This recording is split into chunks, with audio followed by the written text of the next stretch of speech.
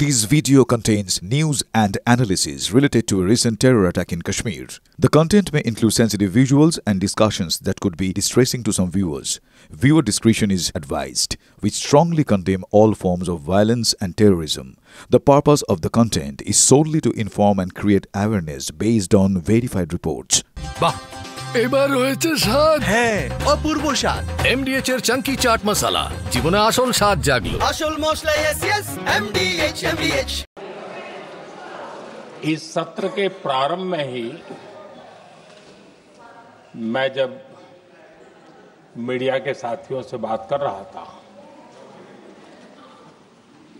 तब मैंने सभी माननीय सांसदों को अपील करते हुए एक बात का उल्लेख किया था। मैंने कहा था कि ये सत्र भारत के विजयोत्सव का सत्र है।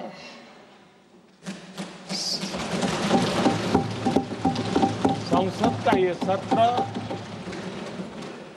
भारत के गौरवगान का सत्र है।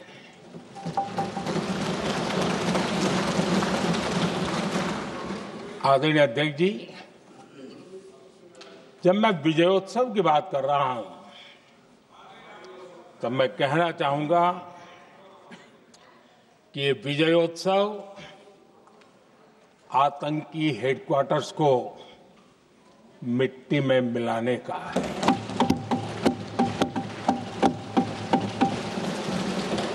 जब मैं विजयोत्सव कहता हूं तो ये विजयोत्सव सिंदूर की सौगंध पूरा करने का है।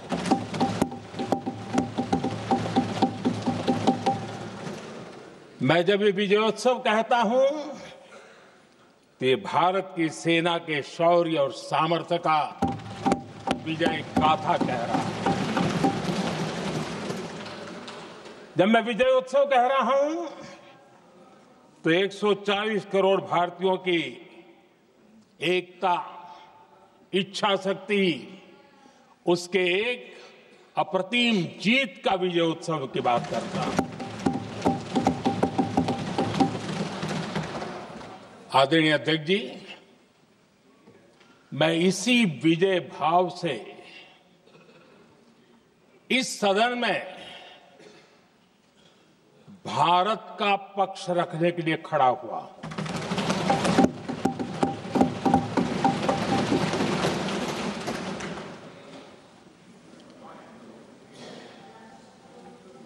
और जिन्हें भारत का पक्ष नहीं दिखता है उन्हें मैं आईना दिखाने के लिए खड़ा हुआ।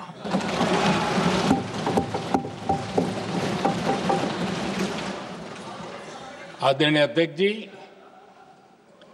मैं 140 करोड़ देशवासियों की भावनाओं में अपना स्वर मिलाने के लिए उपस्थित हुआ हूं। ये 140 करोड़ देशवासियों की भावना के जो गुंज है, जिस सदन में सुनाई दी है, मैं उसे अपना एक स्वर मिलाने खड़ा हुआ। आदरणीय अध्यक्ष जी, ऑपरेशन सिंदूर के दरमियान जिस प्रकार से देश के लोगों ने मेरा साथ दिया, मुझे आशीर्वाद दिए, देश की जनता मुझ पर कर्ज है। मैं देशवासियों का आभार व्यक्त करता हूं। मैं देशवासियों का अभिनंदन करता हूं। आदरणीय अध्यक्ष जी, 22 अप्रैल को पहलगाम में जिस प्रकार की क्रूर घटना घटी, जिस प्रकार आतंकवादियों ने निर्दोष लोगों को उनका धर्म पूछ पूछ करके गोलियां मारी, ये क्रूरता की पराकाष्ठा थी। भारत को हिंसा की आग में झोंकने का ये सुविचारित प्रयास था। भारत में दंगे फैलाने की ये साजिश थी। मैं आज देशवासियों का धन्यवाद करता हूं कि देश ने एकता के साथ उस साजिश को नाकाम कर दिया।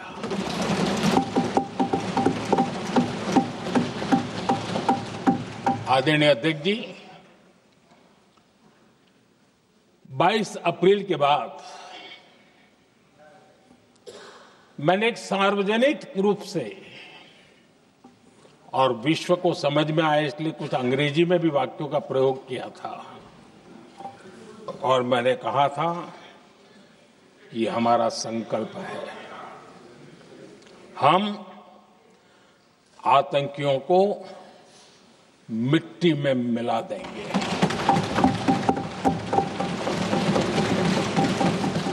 और मैंने सार्वजनिक रूप से कहा था सजा उनके आकाओं को भी होगी और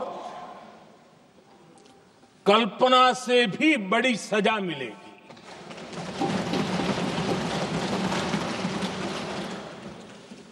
22 अप्रैल को मैं विदेश था, मैं तुरंत लौट के आया और आने के तुरंत बाद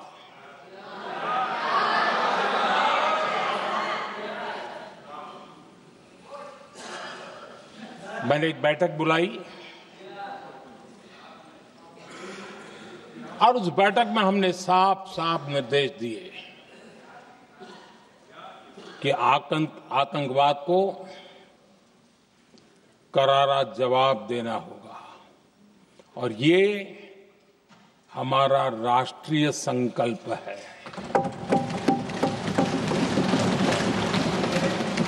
आदरणीय अध्यक्ष जी, हमें हमारे सैन्य बलों की क्षमता पर पूरा विश्वास है, पूरा भरोसा है उनकी क्षमता पर, उनके सामर्थ्य पर, उनके साहस पर। सेना को कार्रवाई की खुली छूट दे दी गई और यह भी कहा गया कि सेना तय करें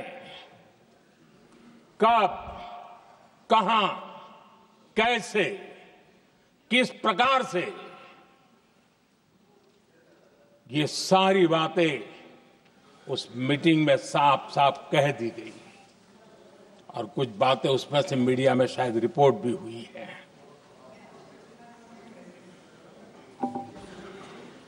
हमें गर्व है आतंकियों को वो सजा दी और सजा ऐसी है कि आज भी आतंक के उन आकाओं की नींद उड़ी हुई है।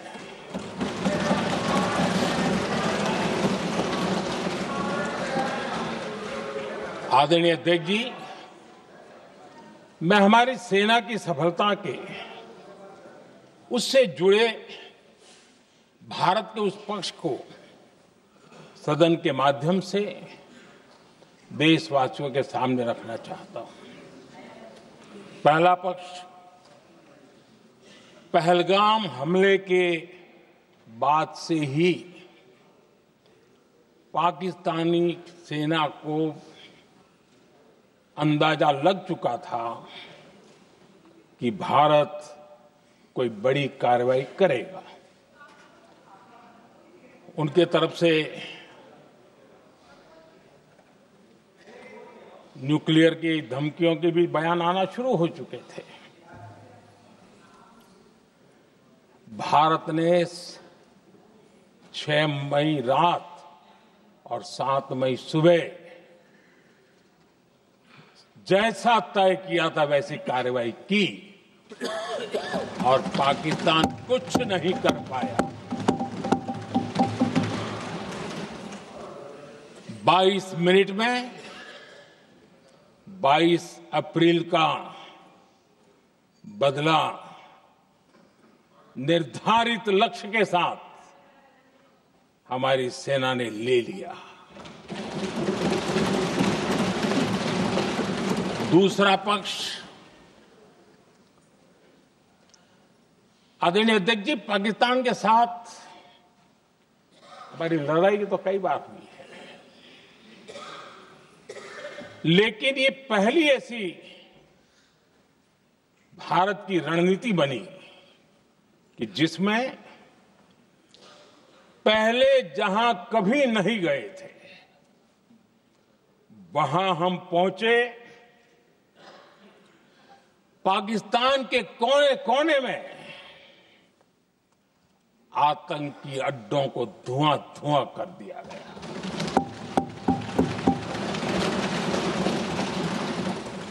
आतंक के गढ़ कोई सोच नहीं सकता कि वहां तक कोई जा सकता है। बहावलपुर और मुर्गे उसको भी जमीन दोस्त कर दिया गया। आदरणीय अध्यक्ष जी, हमारे सेनाओं ने आतंकी अड्डों को तबाह कर दिया। तीसरा पक्ष, पाकिस्तान की न्यूक्लियर धमकी को हमने झूठा साबित कर दिया।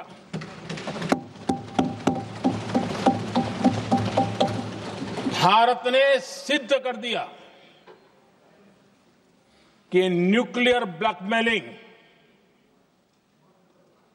अब नहीं चलेगा और न ही ये न्यूक्लियर ब्लैकमेलिंग के सामने भारत झुकेगा। आदरणीय अध्यक्ष जी, चौथा पक्ष, भारत ने दिखाई अपनी तकनीकी क्षमता। पाकिस्तान के सीने पर सटीक प्रहार किया। पाकिस्तान के एयरबेस एसेट्स को भारी नुकसान हुआ और आज तक उनके कई एयरबेस आईसीयू में पड़े हैं। आज टेक्नोलॉजी आधारित युद्ध का युग है। ऑपरेशन सिंदूर इस महारत में भी सफल सिद्ध हुआ है।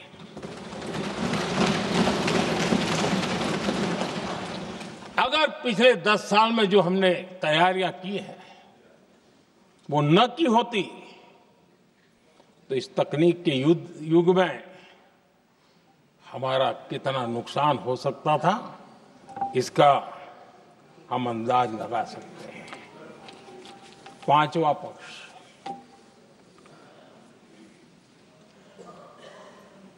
ऑपरेशन सिंदूर के दरमियान पहली बार हुआ जब आत्मनिर्भर भारत की ताकत को दुनिया ने पहचाना। Made in India drone, made in India missile ने पाकिस्तान के हथियारों की पोल खोल करके रख दी।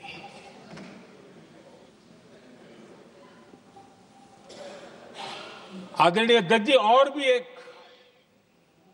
महत्वपूर्ण काम जो हुआ है, वैसे जब राजीव गांधी जी थे उस समय उनके जो एक डिफेंस का काम देखने वाले एमओएस थे, उन्होंने जब मैंने सीडीएस की घोषणा की तो वो बहुत प्रसन्न होकर के मुझे मिलने आए थे और बहुत बहुत प्रसन्न थे वो। इस समय ऑपरेशन में नेवी आर्मी, एयरफोर्स, तीनों सेनाओं का जॉइंट एक्शन, इसके बीच की सिनर्जी, इसने पाकिस्तान के छक्के छुड़ा दिए।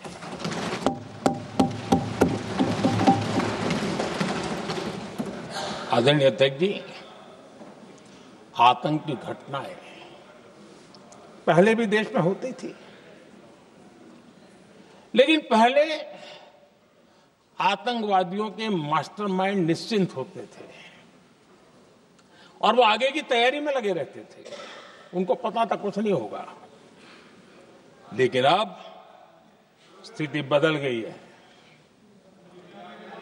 अब हमले के बाद मास्टरमाइंड को नींद नहीं आती। उनको पता है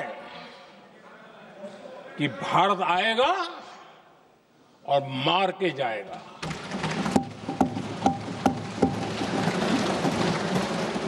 ये न्यू नॉर्मल भारत ने सेट कर दिया है।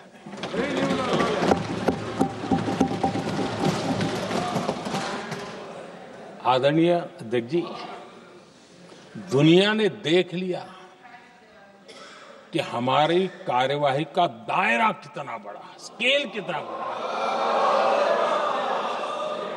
सिंदूर से लेकर के सिंधु तक पाकिस्तान पर कार्रवाई की है।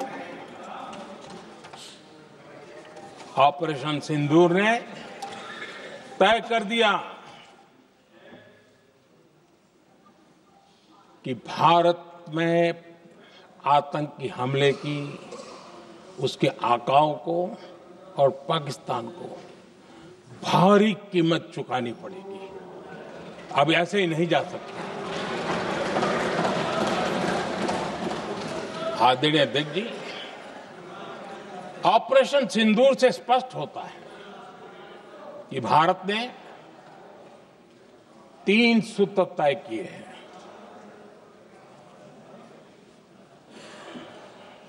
अगर भारत पर आतंकी हमला हुआ तो हम अपने तरीके से, अपनी शर्तों पर, अपने समय पर जवाब दे करके रहेंगे।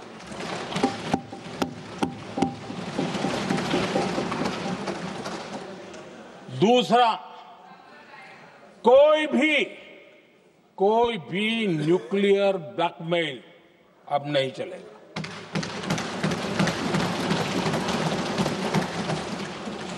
और तीसरा, हम आतंक की सरपरस्त सरकार और आतंक के आकाओं, उनको अलग अलग नहीं देखेंगे। आदरणीय अध्यक्ष जी,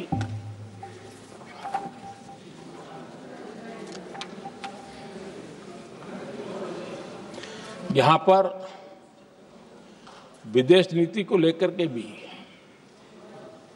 काफी बातें कही गई हैं।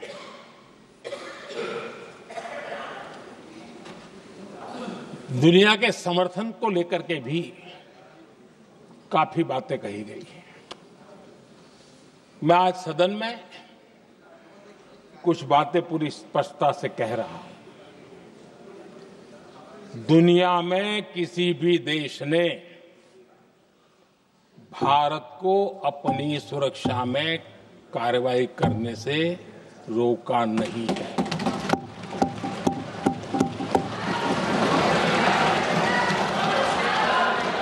संयुक्त राष्ट्र 193 कंट्रीज,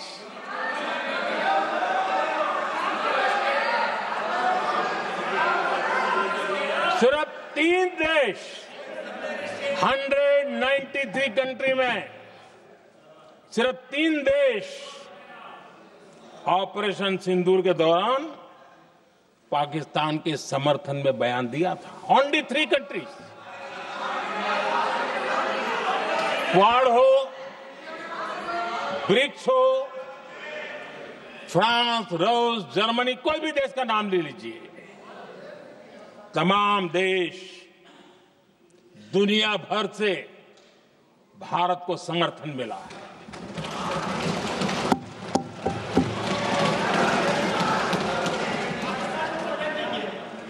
आदरणीय अध्यक्ष जी, दुनिया का समर्थन तो मिला, दुनिया के देशों का समर्थन मिला, माननीय, लेकिन ये दुर्भाग्य है कि मेरे देश के वीरों के पराक्रम को कांग्रेस का समर्थन नहीं।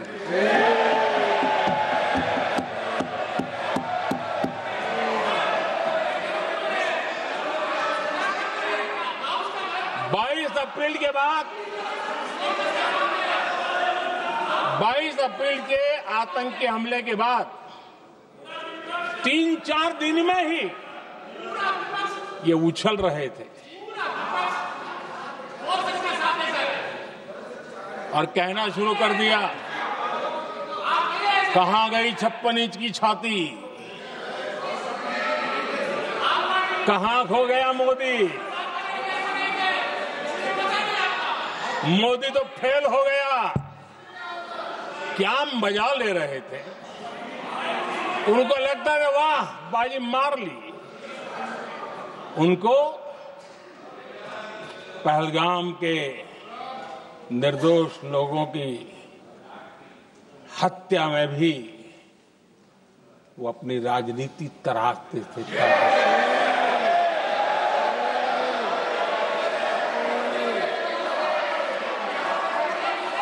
अपनी स्वार्थी राजनीति के लिए मुझ पर निशाना साध रहे थे, लेकिन उनकी ये बयानबाजी, इनका छिछोरापन देश के सुरक्षा बलों का मनोबल गिरा रहा था।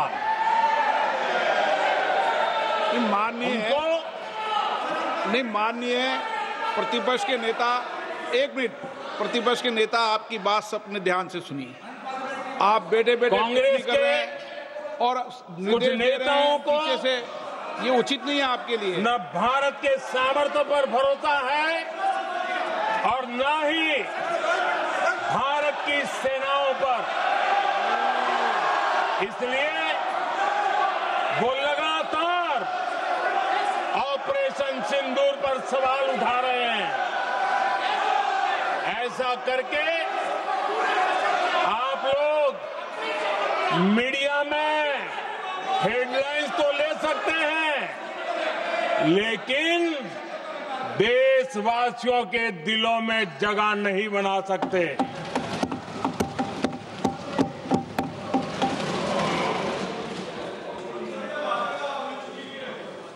आदरणीय सभापति जी, आदरणीय अध्यक्ष जी, 10 मई को भारत ने ऑपरेशन सिंदूर के तहत हो रहे एक्शन को रोकने की घोषणा की। इसको लेकर यहां भांति भांति की बातें कही गई। ये वही प्रोपेगेंडा है जो सीमा पार से फैलाया गया है। कुछ लोग सेना द्वारा दिए गए तथ्यों की जगह पाकिस्तान के झूठ प्रचार को आगे बढ़ाने में जुटे हुए हैं।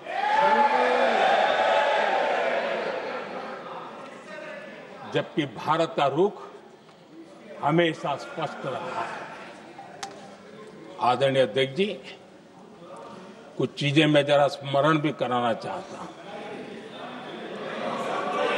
जब सर्जिकल स्ट्राइक हुआ,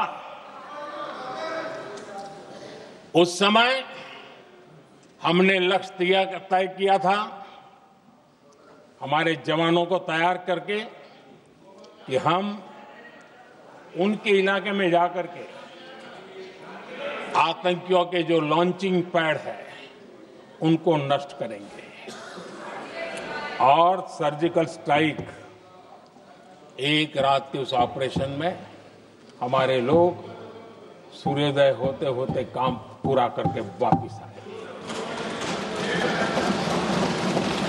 लक्ष्य निर्धारित था कि ये करना है। जब बालाकोट एयर स्ट्राइक किया तो हमारा लक्ष्य तय था कि आतंकियों के जो ट्रेनिंग सेंटर्स है इस बार हम उसको तबाह करेंगे, और हमने वो भी करके दिखाया। ऑपरेशन सिंदूर के समय हमारा लक्ष्य तय था, और हमारा लक्ष्य था कि आतंक के जो एपी सेंटर है और पहलगाम के आतंकियों को जहां से पुरजोश योजना बनी, ट्रेनिंग मिली, व्यवस्था मिली, उस पर हमला करेंगे। हमने उनके नाभि पर हमला कर दिया।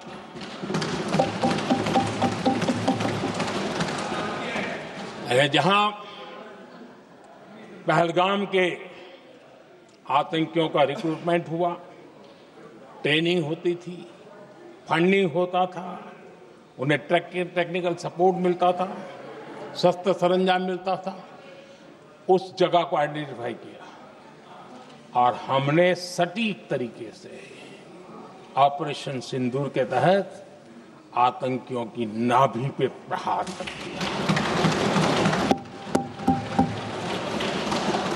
और आदरणीय अध्यक्ष जी, इस बार भी हमारी सेना ने 100% लक्ष्यों को हासिल करके देश के सामर्थ्य का परिचय कराया।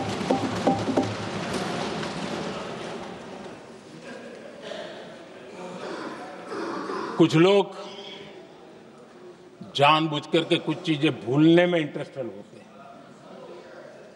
देश भूलता नहीं है, देश को याद है। 6 रात और 7 मई सुबह ऑपरेशन हुआ था, और 7 मई को सुबह भारत ने प्रेस कॉन्फ्रेंस हमारी सेना ने की, और इस प्रेस कॉन्फ्रेंस में भारत ने स्पष्ट कर दिया था, और पहले दिन से क्लियर था कि हमारा लक्ष्य है आतंकियों के आका, आतंकियों की जो व्यवस्थाएं जहां से होती है वो, और उनके अड्डे, उनको हम ध्वस्त करना चाहते थे। और हमने प्रेस कॉन्फ्रेंस में कह दिया था, हमने हमारा काम कर दिया है, हमने जो तय किया था पूरा कर दिया है। और इसलिए 6-7 मई को ऑपरेशन हमारा संतोषजनक होने के तुरंत बाद, कल जो राजनाथ जी ने कहा था, मैं डंके की चोट पर दोबारा दोहराता हूं, भारत की सेना ने पाकिस्तान की सेना को चंद मिनटों में बता दिया कि हमारा ये लक्ष्य था, हमने ये लक्ष्य पूरा कर दिया है, ताकि उनको पता चले और हमें भी पता चले कि उनके दिल दिमाग में क्या चलता है।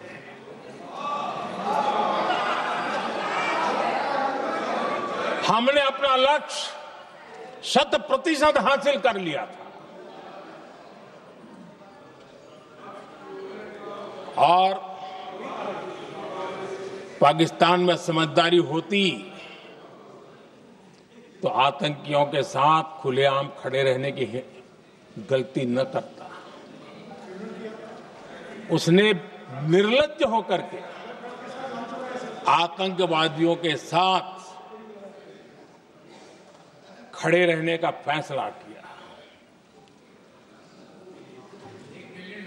हम पूरी तरह तैयार थे, हम भी मौके की तलाश में थे, लेकिन हमने दुनिया को बताया था कि हमारा लक्ष्य आतंकवाद है, आतंकवादी आका है, आतंकवादी ठिकाने हैं, वो हमने पूरा कर दिया। लेकिन जब पाकिस्तान ने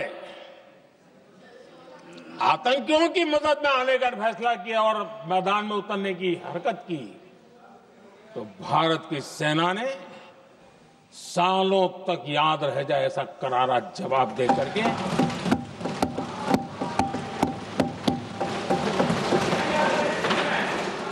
9 मई की मध्य रात्रि और 10 मई की एक प्रकार से सुबह हमारी मिसाइलें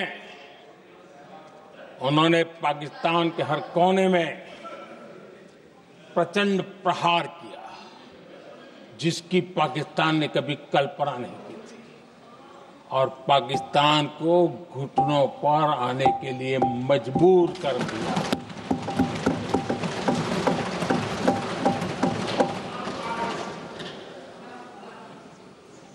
और आपने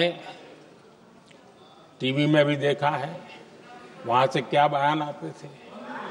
पाकिस्तान के लोग, अरे मैं तो स्विमिंग पूल में नहा रहा था, कोई कह रहा था मैं तो दफ्तर जाने की तैयारी कर रहा था। हम कुछ सोचे पहले तो भारत ने तो हमला कर दिया। ये पाकिस्तान के लोगों के बयान है और देश ने देखे हैं। स्विमिंग पूल में नहा रहा था।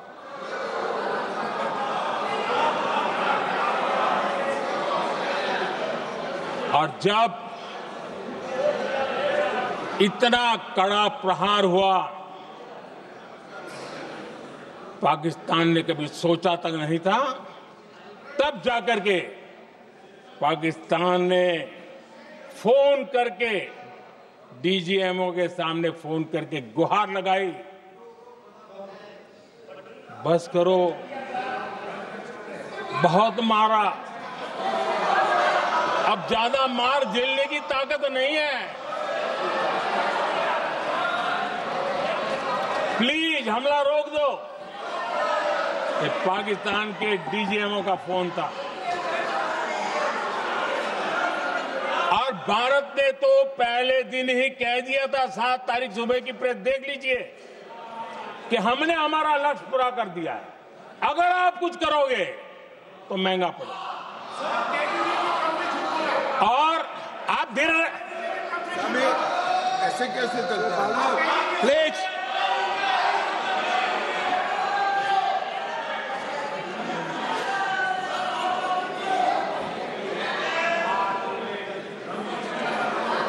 मैं आज दोबारा कह रहा हूं, ये भारत की स्पष्ट नीति थी, सुविचारित नीति थी, सेना के साथ मिलकर के तय की हुई नीति थी, और वे ये थी कि हम आतंक, उनके आका, उनके ठिकाने, ये हमारा लक्ष्य है।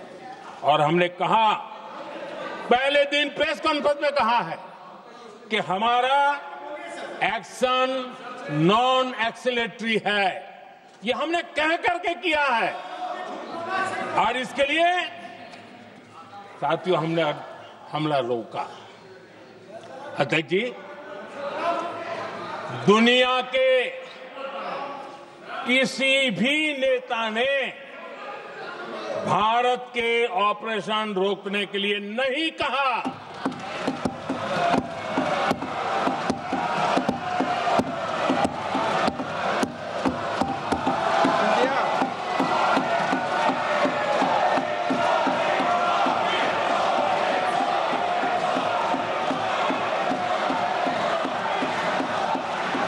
उसी दौरान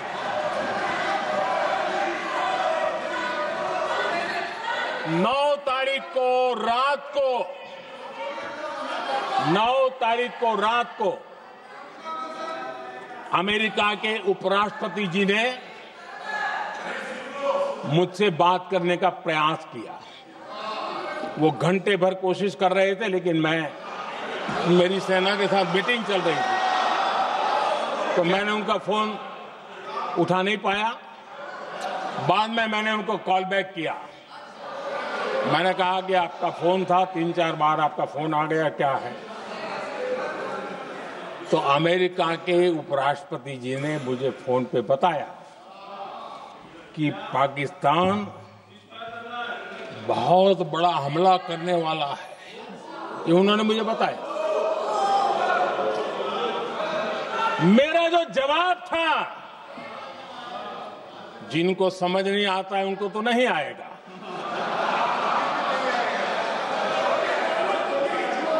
मेरा जवाब था,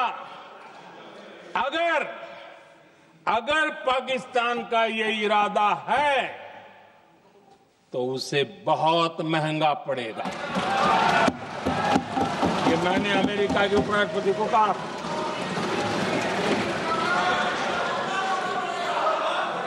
अगर पाकिस्तान हमला करेगा तो हम बड़ा हमला कर करके जवाब देंगे, ये मेरा जवाब था। और आगे मेरा एक वाक्य था, मैंने कहा था हम गोली का जवाब गोले से देंगे। ये 9 तारीख रात की बात है और 9 रात में और 10 सुबह हमने पाकिस्तान को सैन्य शक्ति को तहस नहस कर दिया था। और यही हमारा जवाब था, यही हमारा जज्बा था। और आज पाकिस्तान भी भली भांति जान गया है कि भारत का हर जवाब पहले से ज्यादा तगड़ा होता है।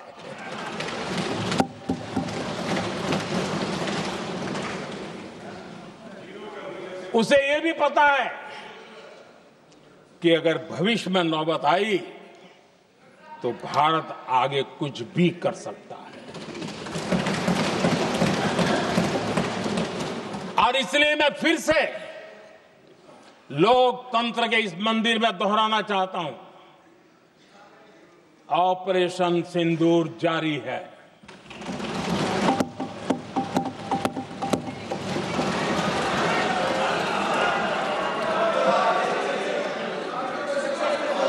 पाकिस्तान ने दुस्साहस की अगर कल्पना की तो उसे करारा जवाब दिया जाएगा।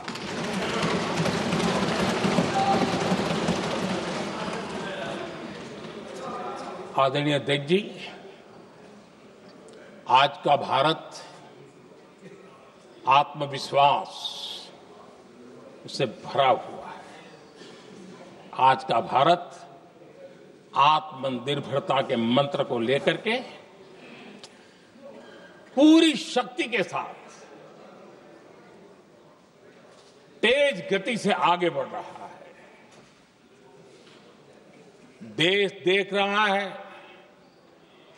भारत आत्मनिर्भर बनता जा रहा है। लेकिन देश ये भी देख रहा है कि एक तरफ तो भारत आत्मनिर्भरता की ओर तेज गति से आगे बढ़ रहा है, लेकिन कांग्रेस मुद्दों के लिए पाकिस्तान पर निर्भर होती जा रही है।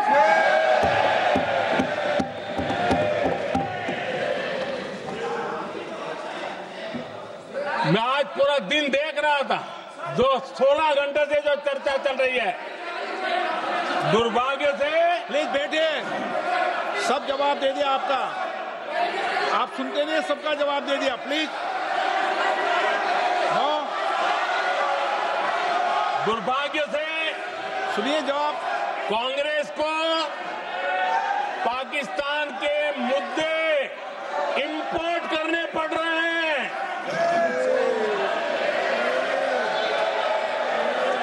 आदरणीय अध्यक्ष जी,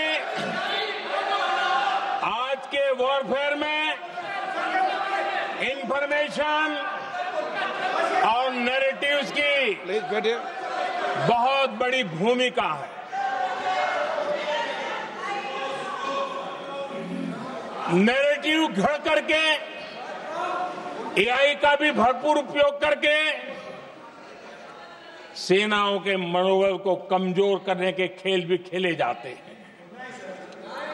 जनता के अंदर अविश्वास पैदा करने के भी भरपूर प्रयास होते हैं।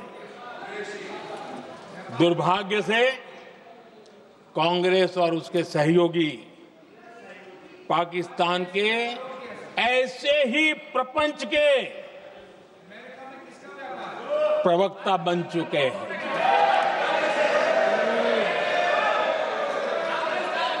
आदरणीय अध्यक्ष जी, देश की सेना ने आदरणीय अध्यक्ष जी, ये तरीका है देश की सेना ने बैठिए देश की सेना ने सर्जिकल स्ट्राइक की।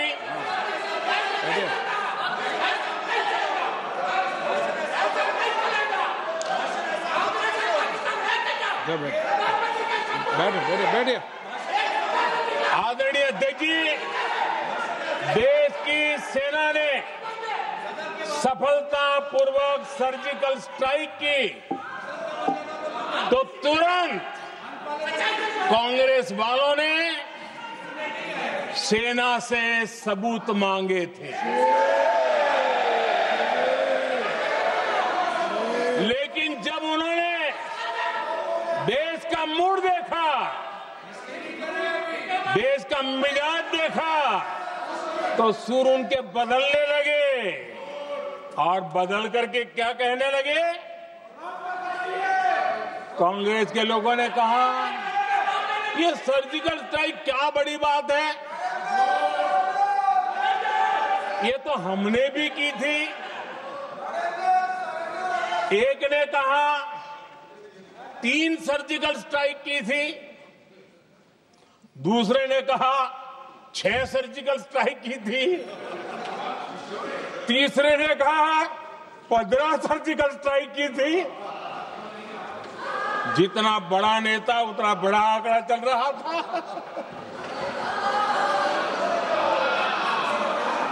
आदरणीय अध्यक्ष जी, इसके बाद बालाकोट में सेना ने एयर स्ट्राइक की। अब एयर स्ट्राइक तो ऐसी थी कि वो कुछ कह नहीं सकते थे, इसलिए ये तो नहीं कहा कि भाई हमने भी की थी। उसमें तो उन्होंने समझदारी दिखाई, लेकिन फोटो मांगने लगे। एयर स्ट्राइक हुई तो फोटो दिखाओ, क्या कहां गिरा, क्या तोड़ा, कितना तोड़ा, कितने मरे, बस यही पूछते रहे। पाकिस्तान भी यही पूछता था, ये भी यही पूछते थे। इतना ही नहीं, आदरणीय अध्यक्ष जी, जब पायलट अभिनंदन पकड़े गए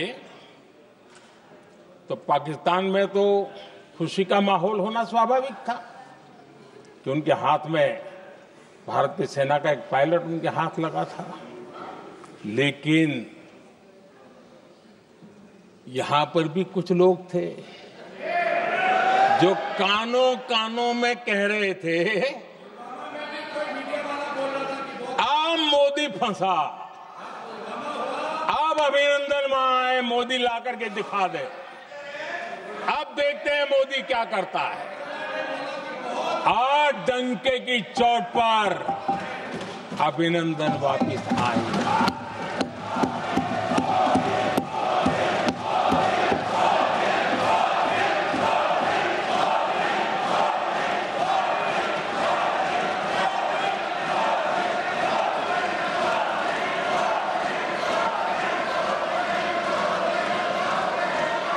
अभिनंदन को ले आए तो इनकी बोलती बंद हो गई। इनको लगा यार कि नसीब वाला आदमी है, हमारा हथियार हाथ से निकल गया। आदरणीय अध्यक्ष जी, पहलगाम हमले के बाद हमारा बीएसएफ का एक जवान पाकिस्तान के कब्जे में गया तो फिर इनको लगा वाह, बड़ा मुद्दा हाथ में आ गया है, अब मोदी फंस जाएगा। अब तो मोदी की फजीयत जरूर होगी। और उनकी इकोसिस्टम ने सोशल मीडिया में बहुत सारी कथाएं वायरल की कि ये बीएसएफ के जवान का क्या होगा, उसके परिवार का क्या होगा। ये वापस आएगा, कब आएगा, कैसे आएगा, न जाने क्या क्या चला दिया।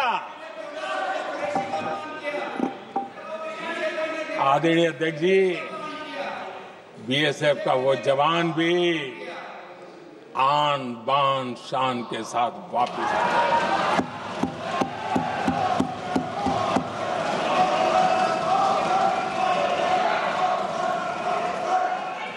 आतंकवादी रो रहे हैं,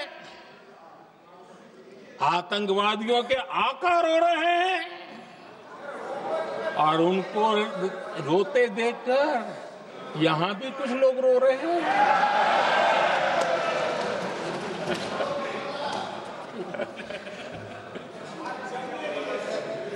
अब देखिए, सर्जिकल स्ट्राइक चल रही थी, उसके बाद उन्होंने एक खेल खेलने की कोशिश की, बात जमी नहीं।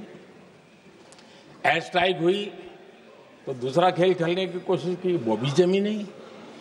जब ये ऑपरेशन सिंदूर हुआ तो उन्होंने नया पैंतरा शुरू किया। और क्या शुरू किया? रोक क्यों दिया? पहले तो मानने को तैयार नहीं थे कि मुक्त करते, अब कहते रोक क्यों दिया। वाह रे बयान बहादुरों,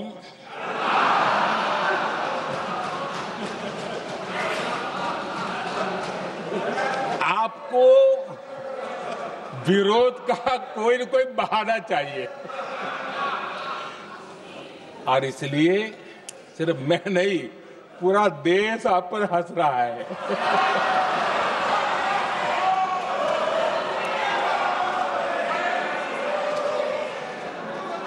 आदरणीय अध्यक्ष जी,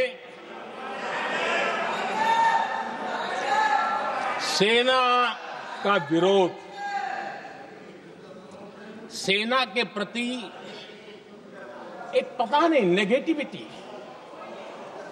ये कांग्रेस का पुराना रवैया रहा। देश ने अभी अभी करगिल विजय दिवस मनाया, लेकिन देश पूरी तरह जानता है कि उनके कार्यकाल में और आज तक करगिल के विजय को कांग्रेस ने अपनाया नहीं। न करगिल विजय दिवस मनाया है, न करगिल विजय का गौरव किया। इतिहास साक्षी है अध्यक्ष जी। जब डोकलाम में सैन्य हमारा शौर्य दिखा रहा था, तब कांग्रेस के नेता चुपके चुपके किससे ब्रीफिंग लेते थे, वो सारी दुनिया अब जान गई।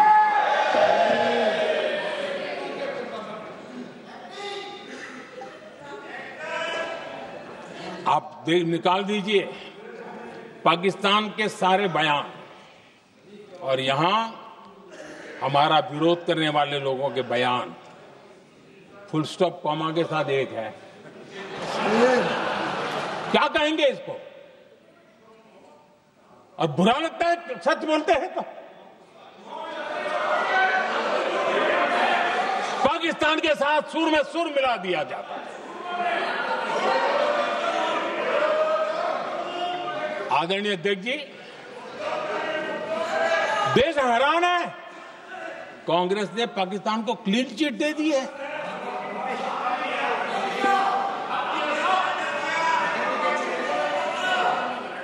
उनकी ये हिम्मत, और इनकी आदत जाती नहीं है, ये हिम्मत कि पहलगाम के आतंकी पाकिस्तानी थे, इसका सबूत दो।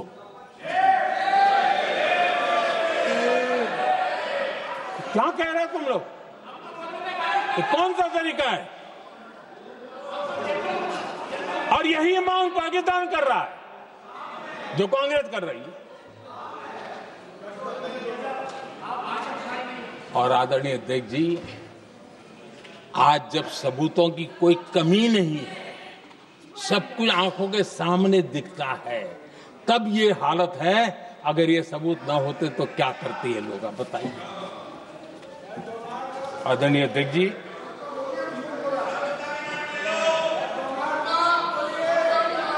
अध्यक्ष जी, ऑपरेशन सिंदूर के एक पार्ट की तरफ तो चर्चा भी बहुत होती है, ध्यान भी जाता है, लेकिन देश के लिए कुछ गौरव की क्षणें होती हैं, ताकत की परिचय होता है, उसकी तरफ भी ध्यान जाना बहुत आकर्षित है। हमारे एयर डिफेंस सिस्टम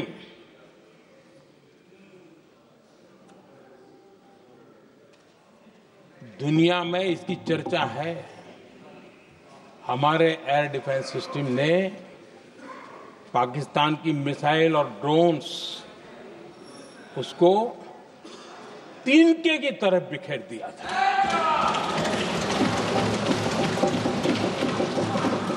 आदरणीय अध्यक्ष जी, मैं एक आंकड़ा आज बताना चाहता हूं, पूरा देश गर्व से भर जाएगा। कुछ लोगों का क्या होगा मैं नहीं जानता, पूरा देश गर्व से भर जाएगा। 9 मई को पाकिस्तान ने करीब 1000 मिसाइलों और आर्म ड्रोन्स के भारत पर बहुत बड़ा हमला करने की कोशिश की। 1000 ये मिसाइलें भारत के किसी भी हिस्से पर गिरती तो वहां भयंकर तबाही मचती, लेकिन 1000 मिसाइल्स और ड्रोन्स को भारत ने आसमान में ही चूर चूर कर दिया।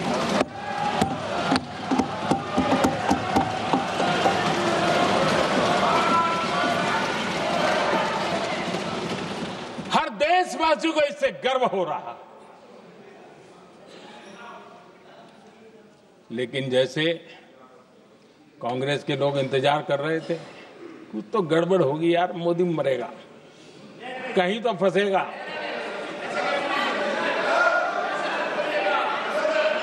पाकिस्तान ने आदमपुर एयरबेस पर हमले का झूठ फैलाया, उस झूठ को बेचने की भरपूर कोशिश की, पूरी ताकत दी लगा दी। मैं अगले ही दिन आदमपुर पहुंचा और खुद जाकर के उनके झूठ को मैंने बेनकाब कर दिया। तब जाकर के उनको अकल ठिकाने लगी कि अब ये झूठ चलने वाला नहीं है। आदरणीय अध्यक्ष जी, जो हमारे छोटे दलों के साथी हैं, जो राजनीति में नए हैं, उनको कभी शासन में रहने का अवसर नहीं मिला, उनसे कुछ बातें निकलती मैं समझ सकता हूं, लेकिन कांग्रेस पार्टी ने इस देश में लंबे समय तक राज किया है, उसको शासन की व्यवस्थाओं का पूरा पता है, उन चीजों से वो निकले हुए लोग हैं, उनके लिए शासन व्यवस्था क्या होती इसकी समझ पूरी है, अनुभव है उनके पास। उसके बाद भी विदेश मंत्रालय तुरंत जवाब दे, उसको स्वीकारना नहीं, विदेश मंत्री जवाब दे, इंटरव्यू दे, बार बार बोले, उसको स्वीकारना नहीं, गृह मंत्री बोले, रक्षा मंत्री बोले, किसी पर भरोसा नहीं। जिसने इतने सालों तक राज किया, उनको देश की व्यवस्थाओं पर अगर भरोसा नहीं है, तब शक उठता है कि क्या हालत हो गई है इनकी। आदरणीय अध्यक्ष जी, अब कांग्रेस का भरोसा पाकिस्तान के रिमोट कंट्रोल से बनता है और बदलता है।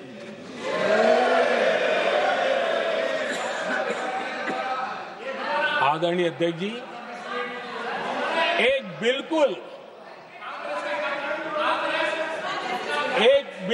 कांग्रेस के नए सदस्य, यानी उनको तो क्षमा करनी चाहिए, नए सदस्य को क्या कहेंगे, लेकिन कांग्रेस के आका जो उनको लिख करके देते हैं और उनसे बुलवाते हैं, खुद में हिम्मत नहीं है, उनसे बुलवाते हैं कि ऑपरेशन सिंदूर ये तो तमाशा था, ये आतंकवादियों ने जिन 26 लोगों को मौत के घाट उतारा था ना, उस भयंकर क्रूर घटना पर ये तेजाब छिड़कने वाला पाप है। तमाशा कहते हो? आपकी असहमति हो सकती है और ये कांग्रेस के नेता बुलवाते हैं।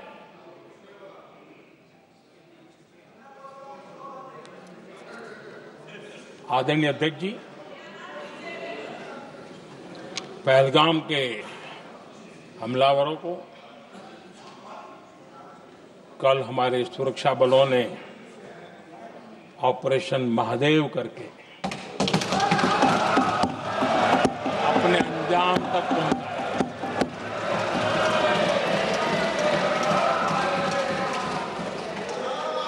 लेकिन मैं हैरान हूं, यहां ठहाके लगा के पूछा गया कि आखिर ये कल ही क्यों हुआ।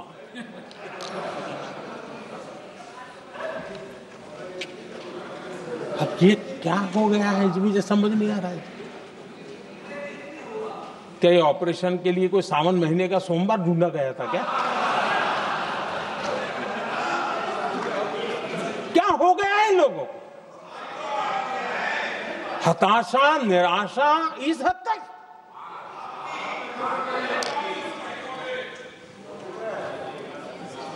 और देखिए मजा, पिछले कई सप्ताह से हाँ ऑपरेशन सिंदूर वगैरह तो ठीक है, पहलगाम के आतंकियों का क्या हुआ, पहलगाम के आतंकियों का अब हुआ तो कल क्यों हुआ?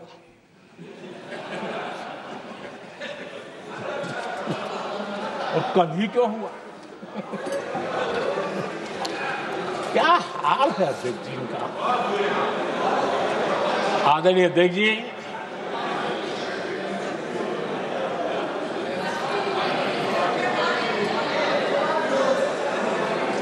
आदरणीय अध्यक्ष जी, शास्त्रों में कहा गया है,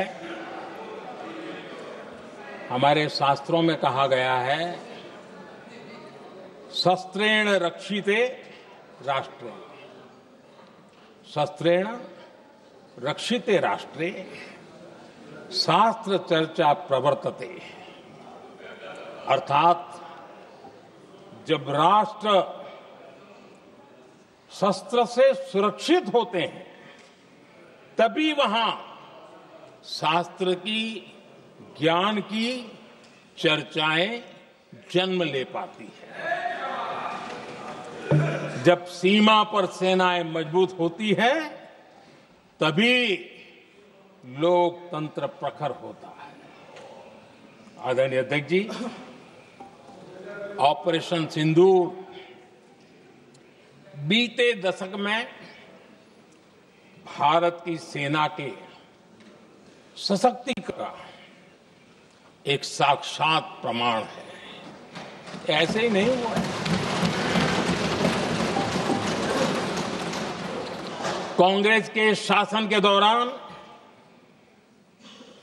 सेनाओं को आत्मनिर्भर बनाने के संबंध में सोचा तक नहीं जाता था। आज भी आत्मनिर्भर शब्द की मजाक उड़ाई जाती है। वैसे वो महात्मा गांधी से आया हुआ है, लेकिन आज भी मजाक उड़ाई जाती है। हर रक्षा सौदे में कांग्रेस अपने मौके खोजती रहती थी।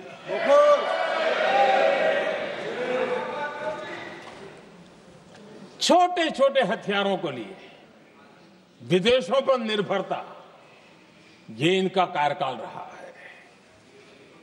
Bullet proof jacket, night vision camera तक नहीं होते थे और लंबा लिस्ट है। जीप से शुरू होता है, बफो, हेलीकॉप्टर, हर चीज के साथ घोटाला जुड़ा हुआ है। आदरणीय अध्यक्ष जी, हमारी सेनाओं को आधुनिक हथियारों के लिए दशकों तक इंतजार करना पड़ा। आजादी के पहले और इतिहास गवाह एक जमाना था जब डिफेंस मैन्युफैक्चरिंग में भारत का आवाज सुनाई देती थी। जिस समय तलवारों से लड़ा जाता था ना, तब भी तलवारें भारत की श्रेष्ठ मानी जाती थी। हम डिफेंस के इक्विपमेंट में आगे थे। लेकिन आजादी के बाद जो एक मजबूत डिफेंस इक्विपमेंट मैन्युफैक्चरिंग का हमारा दायरा था, जो हमारा पूरा इकोसिस्टम था, उसको सोच समझ करके तबाह कर दिया गया, उसको दुर्बल किया गया।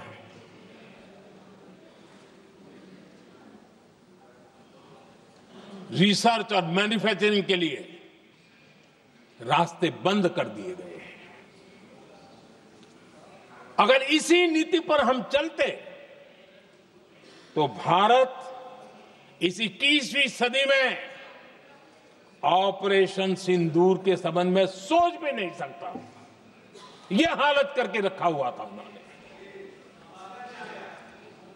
भारत को सोचना पड़ता कि अगर कोई एक्शन लेना है तो शस्त्र कहां से मिलेंगे, साधन कहां से मिलेगा, बारूद कहां से मिलेगा, समय पर मिलेगा या नहीं मिलेगा, बीच बचाव में रुकता नहीं जाएगा, ये टेंशन पालना पड़ता है।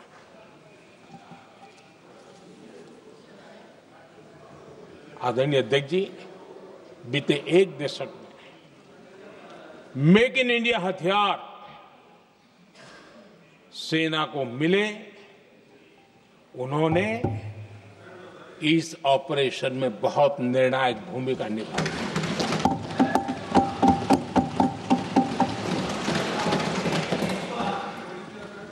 आदरणीय अध्यक्ष जी, एक दशक पहले भारत के लोगों ने संकल्प लिया, हमारा देश सशक्त, आत्मनिर्भर और आधुनिक राष्ट्र बने। रक्षा, सुरक्षा, हर क्षेत्र में बदलाव के लिए एक के बाद एक ठोस कदम उठाए गए, सीरीज ऑफ रिफॉर्म्स किए गए और देश में सेना में जो रिफॉर्म्स हुए हैं, जो आजादी के बाद पहली बार हुए। चीफ ऑफ डिफेंस स्टाफ की नियुक्ति, ये विचार कोई नया नहीं था, दुनिया में प्रयोग भी चलते हैं, भारत में निर्णय नहीं होते थे। हमने, ये बहुत बड़ा रिफॉर्म था, हमने किया और बहुत ही, मैं हमारी तीनों सेनाओं का अभिनंदन करता हूं कि इस व्यवस्था को उन्होंने दिल से सहयोग किया है, दिल से स्वीकार किया है। सबसे बड़ी ताकत ज्वाइंटनेस और इंटीग्रेशन की। इस समय नेवी हो, एयरफोर्स हो, आर्मी हो, ये इंटीग्रेशन और ज्वाइंटनेस ने हमारी ताकत को अनेक गुना बढ़ा दिया और उसका परिणाम भी हमें नजर में आया है, ये हमने करके दिखाया।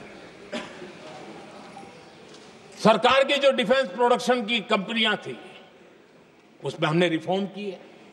शुरुआत में वहां पर आग लगाना, आंदोलन करवाना, हड़तालें करवाने के खेल चल रहे थे, अभी भी बंद नहीं हुए हैं, लेकिन देश हित को सर्वोपरि मान करके उन डिफेंस इंडस्ट्री के हमारे जो लोग थे सरकारी व्यवस्था में, उन्होंने इसको मन से लिया, रिफॉर्म को स्वीकार किया और वो भी आज बहुत प्रोडक्टिव बन गए। इतना ही नहीं, हमने प्राइवेट सेक्टर के लिए भी डिफेंस के दरवाजे खोल दिए हैं और आज भारत का प्राइवेट सेक्टर आगे आ रहा है। आज स्टार्टअप्स डिफेंस के क्षेत्र में हमारे 27-30 साल के नौजवान, टियर 2, टियर 3 सिटी के नौजवान, कई कुछ जगह तो बेटियां स्टार्टअप का नेतृत्व कर रही है। डिफेंस के सेक्टर में सैकड़ों की तादाद में आज स्टार्टअप काम कर रहे हैं। ड्रोन्स, एक प्रकार से मैं कह सकता हूं, ड्रोन्स की जितनी भी एक्टिविटी हमारे देश में हो रही है, शायद एवरेज 30-35 की उम्र होगी जो लोग कर रहे हैं, सारे लोग, और सैकड़ों की तादाद में कर रहे हैं। और उसका ताकत, क्योंकि इनका भी योगदान था इसमें, जिन्होंने इस प्रकार के प्रोडक्शन किए हैं, और वो हमें ऑपरेशन सिंदूर में बहुत काम आए। मैं उन सबके प्रयासों को बहुत साधुवाद करता हूं और मैं उनको विश्वास दिलाता हूं आगे बढ़िए, अब देश रुकने वाला नहीं है। आदरणीय अध्यक्ष जी, डिफेंस सेक्टर में मेक इन इंडिया ये नारा नहीं था। हमने इसके लिए बजट पॉलिसी में जो परिवर्तन करना था, जो नए इनिशिएटिव ले रहे थे, वो नए इनिशिएटिव लिए। और सबसे बड़ी बात, क्लियर कट विजन के साथ हमने देश में make in India defence sector के अंदर तेज गति से हम आगे बढ़ रहे हैं। आदरणीय अध्यक्ष जी, एक दशक में डिफेंस का बजट लगभग पहले से 3 गुना हुआ है। डिफेंस प्रोडक्शन में करीब करीब 250% वृद्धि हुई है, 250% वृद्धि हुई है। 11 वर्षों में डिफेंस एक्सपोर्ट 30 गुना से भी ज्यादा बढ़ा है, 30 गुना से ज्यादा। डिफेंस एक्सपोर्ट आज दुनिया के करीब 100 देशों तक हम पहुंचे। और आदरणीय अध्यक्ष जी, कुछ चीजें ऐसी होती हैं जो इतिहास में बहुत बड़ा प्रभाव छोड़ती हैं। ऑपरेशन सिंदूर ने डिफेंस का जो मार्केट है उसमें भारत का झंडा गाड़ दिया है। भारत के हथियारों की डिमांड आज बढ़ती चली जा रही है, मांग बढ़ रही है। ये भारत में उद्योगों को भी बल देगी, एमएसएमई को बल देगी, हमारे नौजवानों को रोजगार देगी, और हमारे नौजवान अपनी बनाई चीजों से दुनिया में अपनी ताकत का प्रदर्शन कर पाएंगे। ये आज दिख रहा है, मैं देख रहा हूं। डिफेंस के क्षेत्र में जो आत्मनिर्भर भारत की दिशा में हम जो कदम उठा रहे हैं, मैं हैरान हूं। कुछ लोगों को आज भी तकलीफ हो रही है, जैसे उनका खजाना लूट गया। ये कौन सी मानसिकता है? देश को ऐसे लोगों को पहचानना होगा। आदरणीय अध्यक्ष जी, मैं स्पष्ट करना चाहता हूं, डिफेंस में भारत का आत्मनिर्भर होना ये आज की शस्त्रों की स्पर्धा में के काल में विश्व शांति के लिए भी जरूरी है।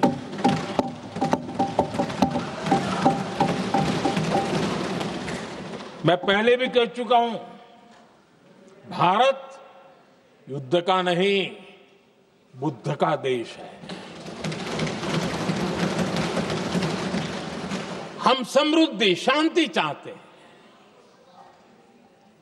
लेकिन हम ये कभी न भूले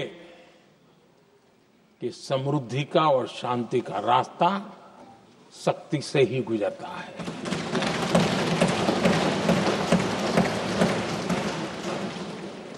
आदरणीय अध्यक्ष जी, हमारा भारत छत्रपति शिवाजी महाराज, महाराजा रणजीत सिंह, राजेंद्र चोला, महाराणा प्रताप, लसित बोरफुकन और महाराजा सुहेलदेव का देश है।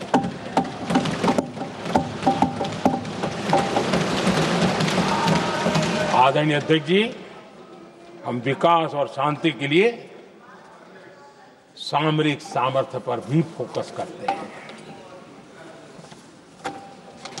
आदरणीय अध्यक्ष जी,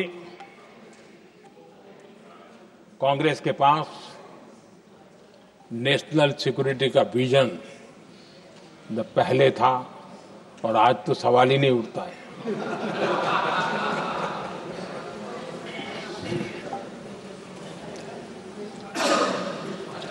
कांग्रेस ने हमेशा नेशनल सिक्योरिटी पर समझौता किया। आज जो लोग पूछ रहे हैं पीओके को वापस क्यों नहीं लिया? वैसे ये सवाल मुझे ही पूछ सकते हैं और किसको पूछ सकते हैं?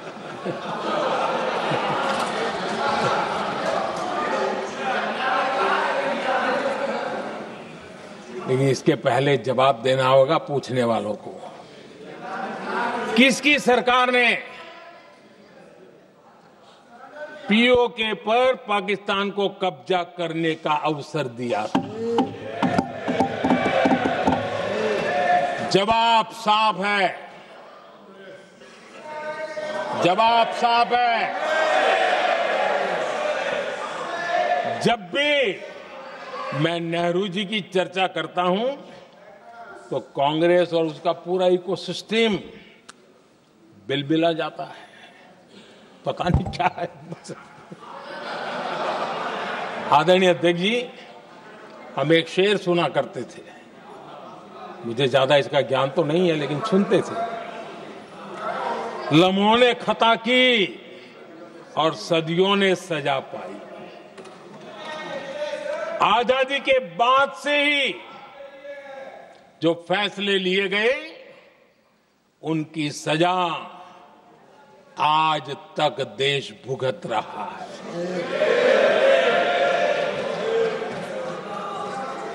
यहां बार बार एक बात का जिक्र हुआ और मैं फिर से करना चाहूंगा। अक्साई चीन की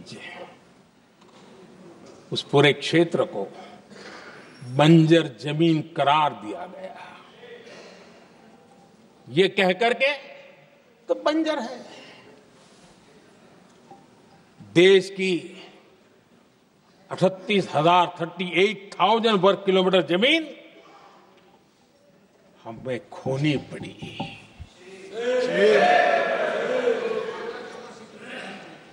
आदरणीय अध्यक्ष जी, मैं जानता हूं मेरी कुछ बातें चुभने वाली है। 1962 और 1963 के बीच कांग्रेस के नेता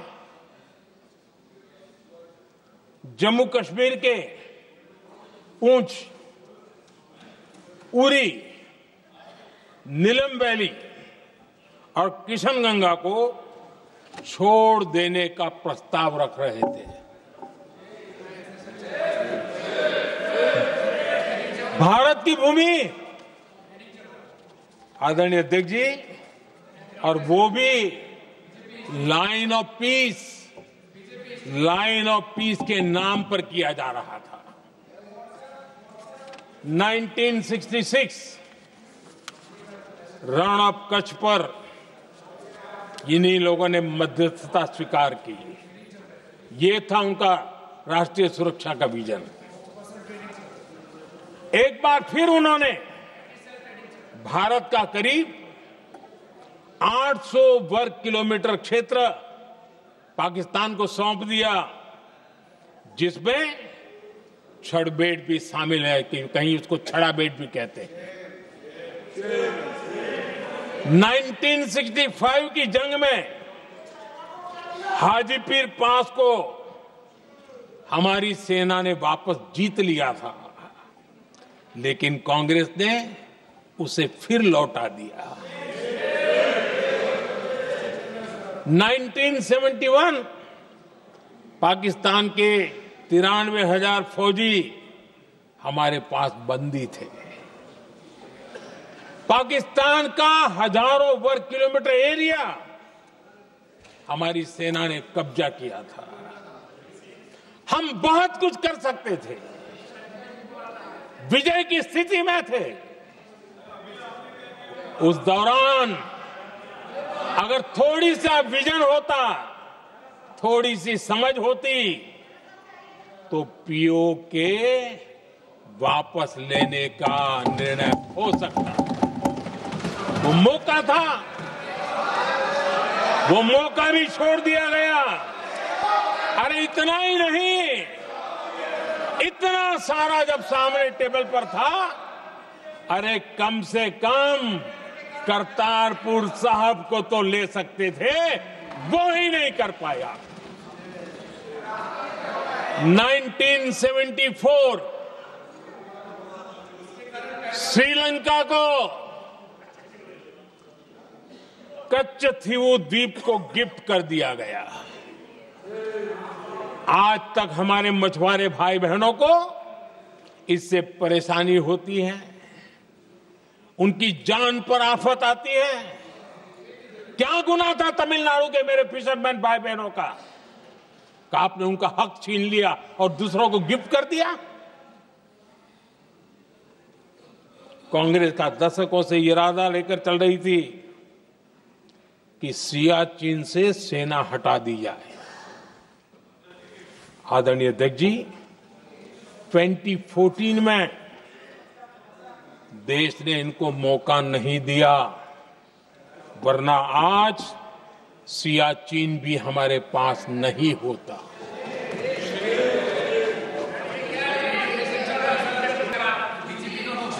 आदरणीय अध्यक्ष जी, आजकल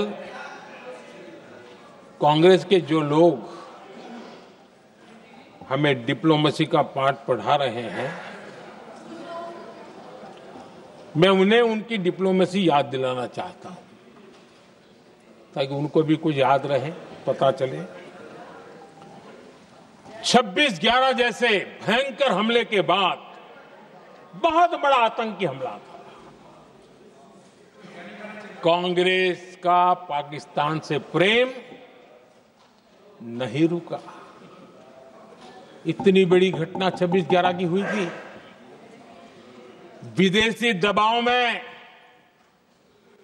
हमले के कुछ हफ्तों के भीतर ही कांग्रेस सरकार ने पाकिस्तान से बातचीत शुरू कर दी। आदरणीय अध्यक्ष जी, कांग्रेस सरकार ने 26/11 की इतनी बड़ी घटना के बाद भी एक भी डिप्लोमेट को भारत से बाहर निकालने की हिम्मत नहीं की। छोड़ो, इधर एक वीजा तक कैंसिल नहीं किया, एक वीजा तक कैंसिल नहीं कर पाए थे। देश पर पाकिस्तानी स्पॉन्सर बड़े बड़े हमले होते गए, लेकिन यूपीए सरकार ने पाकिस्तान को मोस्ट फेवर्ड नेशन का दर्जा देकर रखा था। वो कभी वापस नहीं लिया था। एक तरफ देश मुंबई के हमले का ये न्याय मांग रहा था, दूसरी तरफ कांग्रेस पाकिस्तान के साथ व्यापार करने में लगी थी।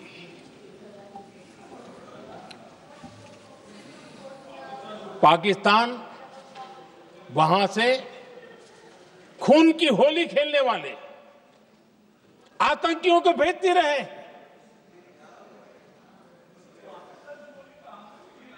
और कांग्रेस यहां अमन की आश के मुशायरे किया करती थी। मुशायरे होते थे। हमने आतंकवाद और अमन की आस का ये वन वे ट्रैफिक बंद कर दिया।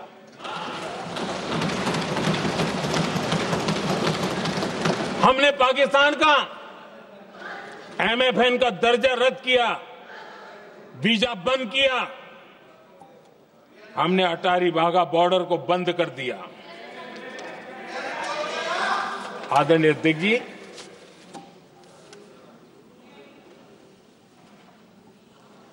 भारत के हितों को गिरवी रख देना ये कांग्रेस की पार्टी की पुरानी आदत है। इसका सबसे बड़ा उदाहरण सिंधु जल समझौता है। सिंधु जल समझौता किसने किया?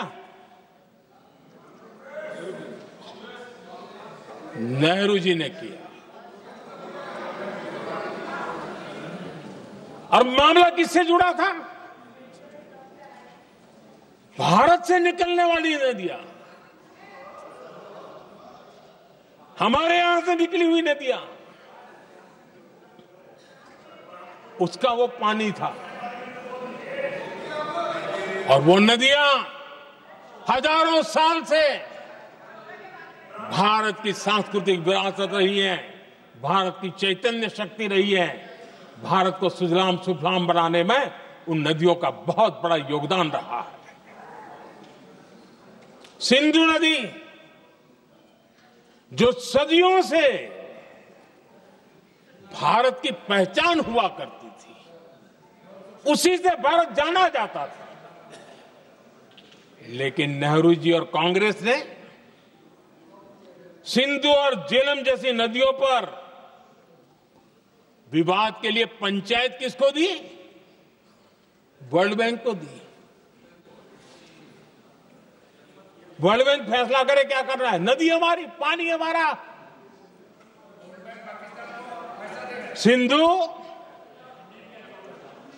सिंधु जल समझौता सीधा सीधा भारत की अस्मिता और भारत के स्वाभिमान के साथ किया गया बहुत बड़ा धोखा था।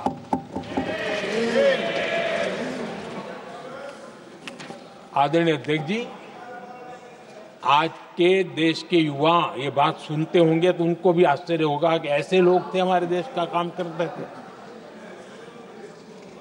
नेहरू जी ने इस ट्रीटी करी और क्या किया?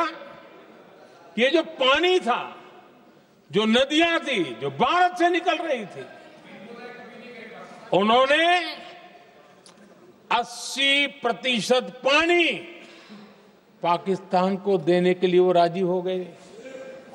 और इतना बड़ा हिंदुस्तान, उसको सिर्फ 20% पानी।